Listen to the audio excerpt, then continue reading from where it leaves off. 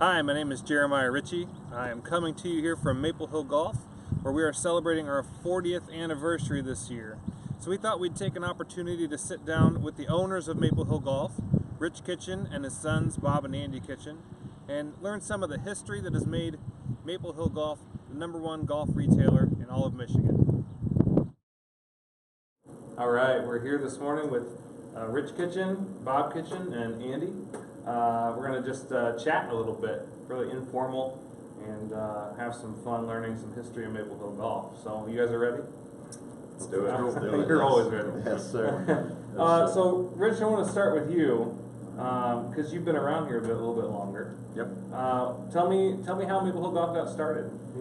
The golf course opened in 1969, I believe, as an 18-hole facility, and then I came over here in '75.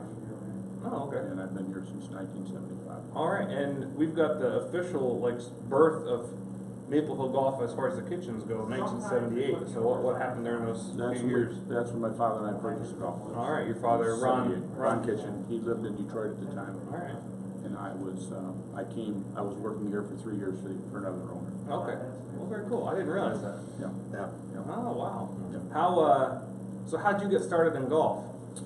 I started out I lived in the other side of the state, in St. Clair Shores, East Detroit area, and my dad took me to a driving range, and I hit 6 balls, and I was hooked. I was hooked. You play in school at all? High school golf wasn't a sport until my junior year. I played junior and senior year, but it wasn't like it is today. Lots of fun. Brand new, yeah. Lots of fun. Yeah. And was it just a golf course when you started? Absolutely, yeah. Just a tiny little clubhouse. It was very, very small. And then, of course, our additions over the years and so forth. So Yeah. it was just a golf course, yeah. Very cool. Yeah. When did the retail business start to take off? Well, it grew in increments. As we added on to the building, it progressively got better and better. And then when my sons came on board, it got really good. Because I had the help and the time. Get a little more elbow grease. Yep. It needed some. So let's get to that. So when did you guys, Bob and Andy, when did you start working here? We,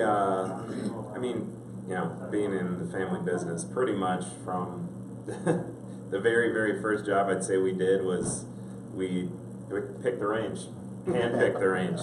Us and our neighborhood friends, I want to say we bought the range in Early 80s.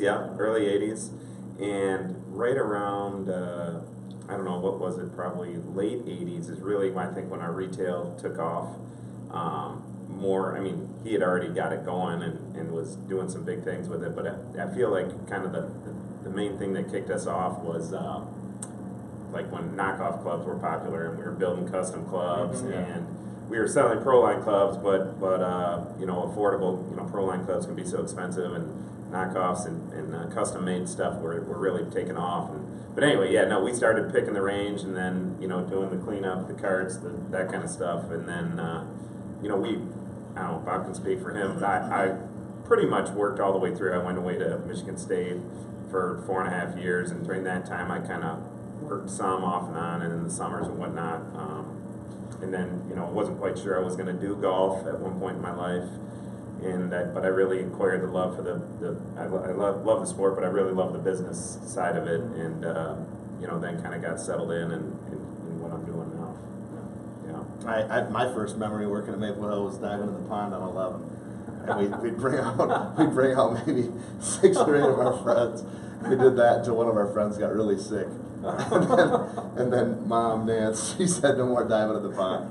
But I remember when we first bought the driving range or built the driving range, we actually bulldozed all the trees and all that. Our first range balls we had were old Wilson white. They were old. They were really old. And our dad red striped every one of them in the basement of our house. He had a vise and a paint marker, and he spun the ball and he held the paint. So can you imagine doing that to how many range balls we would have needed? But I remember him doing that in our basement. And we had gloves stored in our basement. As the retail started expanding, we were running out of room super fast. So we had stuff stored in our house quite a bit. Our mom kind of, I guess, just put up with that. But it was paying the bills, and we were just trying to grow. So Then I worked on the maintenance crew for about a week. I turfed a few spots around the trees. Wait, a week? Yeah, There's yeah. more to that story. Yeah. Yeah. That's the end of that story. Yeah, That's all I can tell and you. then I found my home in here selling stuff, and I really had a passion for it. So I started retailing, selling stuff. I think I was maybe 15 or 16 years old. I tell everybody 16, but it might have been 15, because I think it was just before I was driving. But I remember when I was driving, I'd get out of school and I'd come straight to work, and I'd work till 7, 8, 9 o'clock at night, depending on my homework and how bad they needed me and all that. But and now I'm 39, so I guess I've been doing it for well over half my life. It's been fun to watch it grow, and it's been fun to work with these guys. What, Bob and Andy, did you play golf in school at all, college? Yeah, well, I played, obviously, growing up, junior golf, and played at the local junior tournaments, and I played up through my junior year, and I was always decent, but not great. I'm sadly to say, probably the fourth, not probably, I am the fourth best golfer in my family of four. My mom's a good player, and my dad obviously is a good player, and Bob's pretty darn good too. I can get it going here and there, but yeah, I was a not college caliber golfer. And I actually, it's weird because did so much golf, right around 18, 19, 20 years old, I didn't golf much at all. I don't know if I put too much pressure on myself at a younger age, but then I really grew back to the game, and I enjoy it now, and I can play some good rounds, and I can play some bad rounds, but I don't let the bad rounds bother me as much as they once did in my younger years, but now I just have fun doing it, so yeah. I played, I tried out for varsity, I guess you could say, as a freshman, and I made it. And then I played varsity 4 years. In my senior year, we got state runner-up, not because of me, because Jason Hartman was on my team. He finished state runner-up individual. He was really, really good. And I tried to make it on Grand Valley. I tried walking on. I didn't get a scholarship, and I missed it by 1 stroke. And that was probably the best thing that happened to me, because I ended up switching schools anyhow and transferred to Davenport, and that was where I graduated from. Did you play college golf? Did you have a team? They did. I started my freshman year, and then I sustained a life-threatening injury, and that was the end of golf for me. So you still play? Oh yeah, You all still play? Oh, yeah. Where do you? Every day. You play every day? Well, Almost. they'd like to say so. At one point it wasn't every day. Yeah, well, that's just recently. Keeping in mind, back when these guys were little, it wasn't playing every day. Oh yeah, I know what that's like. Where you guys play around here? Members of the rail side. Yeah. Is that what's your favorite course? I know you've got a condo out in Palm Springs. They're all out in Palm Springs. They're all in Palm Springs. It doesn't snow in Palm Springs. No. It doesn't have anything to do with it then. Not near where I am. How about you guys? Favorite course? I played a course just this past January, Cuervos in Cuervera in Cabo, Mexico. Best course I've ever played in my life. I can't say enough good about it. Not that everybody gets to Mexico all that very often, but if you go to Cabo, it's worth it. But anyway, more locally, my favorite courses in Michigan are Bay Harbor and Forest Dunes. I'd say are probably my top 2. In the state, and I've played quite a few courses in the state, and I played a decent amount of golf out west. There's still some courses I got to get to, but I don't know. I try to play a couple times a week, sometimes more, sometimes less, but that's probably my favorites. Yeah, those answers are both good. I'll just say in town, my favorite course is Thousand Oaks. If you're talking about locally, but yeah, Bay Harbor and what they said and what Dad said are all Cool. accurate. So talk to me about, it's a family business. So we've had 3 generations, right? Am I counting right? 3 generations. Yeah. Owner and working here alongside each other. Mhm. The ladies aren't here today, but your wife, Nancy, your mother, she helps out around here still. Your wives work here. What's it been like to work together as a family? Well, I was kind of by myself for a number of years. My wife was she was a cytologist in the medical field, and these guys were still in high school and were helping out. So it was basically a one-man show for a while. My father lived in Detroit. My mother was there with him. So I was maybe 10 years in before I had any family help, consistent family help. We should mention, as far as consistent help, with my greenskeeper, Steve Bell. Yeah, absolutely. Yeah, this needs to be mentioned. Back in 1975, when I started here, he was in about 7th grade, 8th grade. And he knew more about what was going on than myself included, anybody else on the premise. He still does, I think. And he's still, no question. And Steve has been with me for 40, we've owned it for 40. He's been with me, working beside me for 43 years. Yeah. And I can tell you, anything good that's happened here as far as construction and anything else, maintenance of the golf course, and every single project we've ever endeavored, he's the backbone of the operation here. And we can't say enough good things about him. He's like family, and that's a long time for two people to be together. The owner and the greenskeeper, it's basically unheard of. People don't own things for very long, let alone 40 years, and then have the same help. So that definitely needs to be mentioned. Then my mother and father moved over here. My father kind of helped on the outside, which was a good mix, meaning maintenance and he oversaw some of the projects when his health would permit him. And my mother and wife worked down in the office. Then their wives, as they got married and whatever, we kind of incorporated them into office duties and details. So it's been good. It's been good. Yeah, it kind of was neat at one point in time. I think it's safe to say that my grandfather, my grandmother, my father, my mom, my wife, Bob's wife, me, Bob, all working at the same time, and not killing each other, and getting along probably 85% of the time.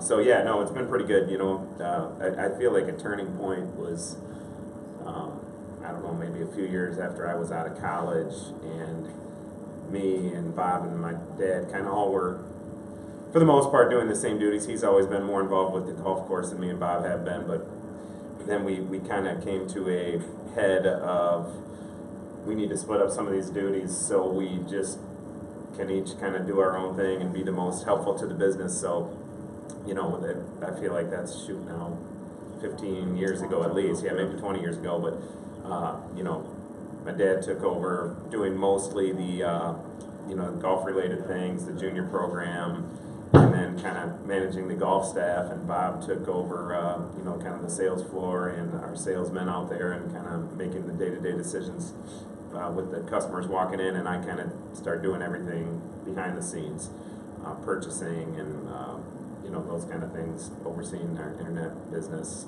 to an extent and whatnot. But anyway, that was a big thing as a family business goes, to separate the duties, and we still come together on big decisions, you know, but aside from that, day to day, we just kind of have to have trust in each other. And, you know, that decision he's talking about is probably why we're all three still sitting here. Yeah, because we were ready to kill each other at one point in time. Yeah.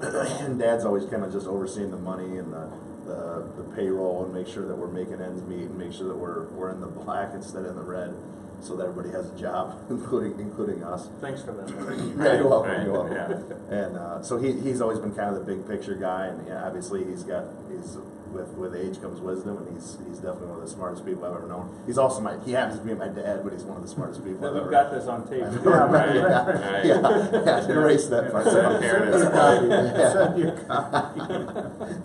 Inheritance propaganda. No, so he has always had that kind of big picture thing, and I think both Andy and I have both got some of that from him, because some of the things that have gone on around here in the last 8 years, 6 years, something like that, has been more Andy and I kind of prodding the ball and getting it moving, because he pretty much has done everything he wanted to. He kind of accomplished what he wanted to do.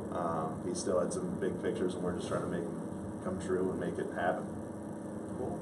So let's talk about some of these things that have gone on. Yeah. These kind of big monumental shifts in the business. Yeah. In the 80s, we bought the driving range, and it started as a very small shop, and we've kind of gone on from there. Yeah, the first year we bought the course, my father came over from Detroit and worked, and we did gutted it and made it beautiful. It was beautiful, just our little small, and then we added on, and of course we did the driving range. We had, I think, 5 additions to the clubhouse here. Yeah. And then we've added on the warehouse out here. We built a maintenance barn. When we first started, we had an old farm barn, which was our maintenance barn. It was across the street from where we are now. And we kept half of our cart fleet in there. We had 6 carts when we bought the golf course. 3 were How, kept at that. how many we old- have now? 60. Yeah, 60 carts now, It's from 6 six when we at the started. beginning. 3 Okay. were at that barn, and believe it or not, 3 were inside this building, down in the club room. So half our fleet was there and half Yeah, was there. that's great. So we needed a maintenance barn immediately, which we did, and then bought the driving range. And then we were, second year I was here, that was probably our biggest project. Well, it was for me, because I didn't know what I was doing. We redid, there was a lot of problems with the golf course, problems between hole design and routing and that kind of thing. So between Steve and I, we built 4 new greens and 6 new tees. Now, keeping in mind, he was 1 year out of high school, and I'm not an architect by any stretch of the imagination. I knew what I wanted it to look like, you know, so that was a very challenging year, to say the least. But we got it done in a matter of speaking, you know, maybe not fast, maybe not efficient, but it turned out pretty good. And since then, we've had, maybe 2 or 3 different times where we've lengthened a hole, rerouted a hole, try and make it good. And our layout right now is I'm really happy with it. It's really good the way it is right now. It's a finished product. Yeah, so we started as a small shop, probably where my office is right now, Yep. Yes. Mhm. and moved to this larger first room that you come in when you come in the Yeah, building. Well, which It's is where basically expanded all north Yeah. all north. Yeah. and a little bit west. Yeah. Towards the So bottom. in we said 2004, our center room went in. Yep, Yeah. the first one we did without the wooden ceiling. Yeah. The wooden ceiling was Grandpa. That was Ron, his dad. Yeah. He designed all that, and it's nice, but it looks like a clubhouse more than a Mhm. pro shop. We're trying to be a pro shop. Mhm. At least at that time, we were still somewhat struggling to become get our identity. We knew what we wanted to be. We weren't quite there yet. So we built that in '04 because we had need. We were busting at the seams. Mhm. We were growing pretty fast, and we knew that there was still a lot of room. So that was 2004. Mhm. And then in 2008, the north, what we call the north room now, Yeah. Mhm. which is huge. It's where our 4 simulators are at, Yeah. all of our apparel and most of our bags right now. Sure. With that came all of the storage underneath too. Yep. So I was thinking in my head as Bob was answering. I want to say 1, 2, 3, 4. There's been, I believe, 5 additions to the building since we've, been coming up and growing and expanding. And then other would be the warehouse on site, the heated stalls. I guess as it transforms, we went from just turning more and more and more volume. Obviously, our father's plans coming up was, be a kind of a lower markup, high volume retailer. We worked a lot on reputation, just giving people the best deal. And, way back when, this wasn't a very popular area. This is before M6, before the hospital and all that stuff. And at that time, of course, there was no internet, so we had to have a reason for people to kind of come out to the sticks, kind of, off of 28th Street to buy stuff. And it was customer service, it was having a driving range where people could hit and test the clubs, and of course it was pricing. So that's kind of where we built it on. And then, as got busier and kind of got better at selling stuff, and we've always been tried to be really wise with our money in terms of being able to do some cash deals here and there with the companies to get better prices and again pass it on to the consumer. But yeah, so as we got doing more and more business, we kept needing to expand, and literally all 5 times we did the additions, we said, this is what we need, now we're set, we'll be fine. And then we've been wrong now 4 times, actually probably 5 times, because we really could use more room again. If you walk through the store right now, you know what I mean. But anyway, yeah, so then, we were, I would say, pretty quick to get into the internet game. I know a lot of other golf stores kind of fought it, and some still are fighting it. But that's become a big thing as well. I think our bread and butter is still our customers coming through the front door, and of course I didn't mention, but our most recent addition is our launch kitchen fitting area, that high-tech club fitting, which we kind of figured the final piece to our puzzle. But yeah, now we really have business coming at all angles between online, MapleHillGolf.com. We're doing some eBay and Amazon sales and those type of things. Of course, the front door. We have Maple Hill West and Maple Hill Lakeshore and Fruitport, which are kind of satellite stores owned by Larry Maxwell. But yeah, all those different angles now are working where it came originally out of the one little thing. And I remember you saying, just one thing I was thinking about is how, wasn't Wilson and Walter Hagen both kind of headquartered here in town, and Yep. you start getting deals from them, and that's kind of what really started Yeah. shooting us up the ladder. They financed my reconstruction order, I tell you that. We just happened to hit the gangbuster of all deals, and that kind of helped us get through, being able to reroute some deals. So it was good. But it was buying odds and ends and weird Yeah. stuff, right? Yeah, Make, yeah, yeah, yeah. yeah. We've always just kind of tried to find a way, And what he taught us young is, when you walk into a golf store, like there's been like 8 or 10 of them that went out of business in the last 20 years in Grand Rapids. When you walk into a golf store, they have one source of revenue, right? It's the person walking in. That's it. So he wanted to have the multiple streams, which is smart because then you don't have to rely on just your markup on golf clubs or golf apparel or whatever, so you can maintain a lower markup. So you got a golf course, you got a driving range, you got a store, we got simulators, we got heated stalls, we got internet, we got our own website which you run, and then our marketplace websites. So we got like 7 or 8 sources of income versus one. So of course we can sell for less. So that was kind of always his big thing is like we gotta, and also we pay a ton of employees, right? We got a lot of good guys with young families. Some of them are a little bit older with older families, whatever. They're all good hardworking people. So we got to support them. So we needed all these different sources of revenue, and that's how you maintain low prices, and that's how you, and the word of mouth Andy was talking about, get that positive feedback, gets the ball rolling downhill. That's been everything for us. So we'll start to wind down here. I'll ask you kind of one question. Yeah. You're 40 years in. Where do you see things headed? Any big dreams? Anything you're kind of looking forward to with the business? I'll let Dad start that. Well, first of all, way back when, I never planned on anything. I was brand new into the business, and then 4 or 5 years experience. So as I saw needs, I tried to take care of them. We need a bigger building, we need fitting stalls, we need a driving range, that kind of stuff. So as time's gone on, basically I'll call it the retail end, the internet, the high-tech things that we're doing now have kind of passed me by, which is okay. I'm old school, definitely, and I'm proud of it, by the way. And my sons have basically picked up where I left off. And I'm no longer capable of doing the kind of job I'd like to see done here. That's why they're here, and they're doing a terrific job. So what do I see?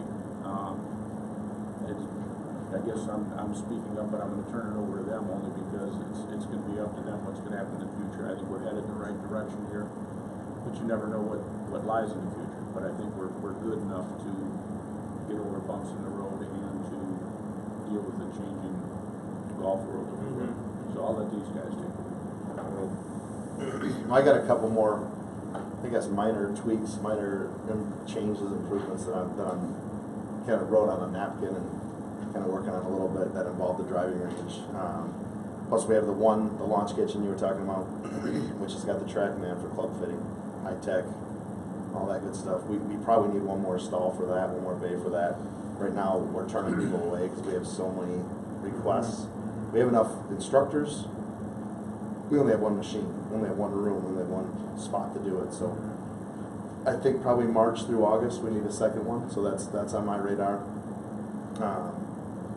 I have dreams of doing a little something on the back of the driving range that involves more of a family atmosphere, including the driving range, but maybe some putt or something, maybe an ice cream store or something like that, because we got Kent Trails is right near our property. A lot of people riding by on a bike, and they're going to fix 56th Street here soon between Ivan Rest and Barn Center. So once they fix that up and it looks good again and the sidewalk's being used again, because right now it's a disaster,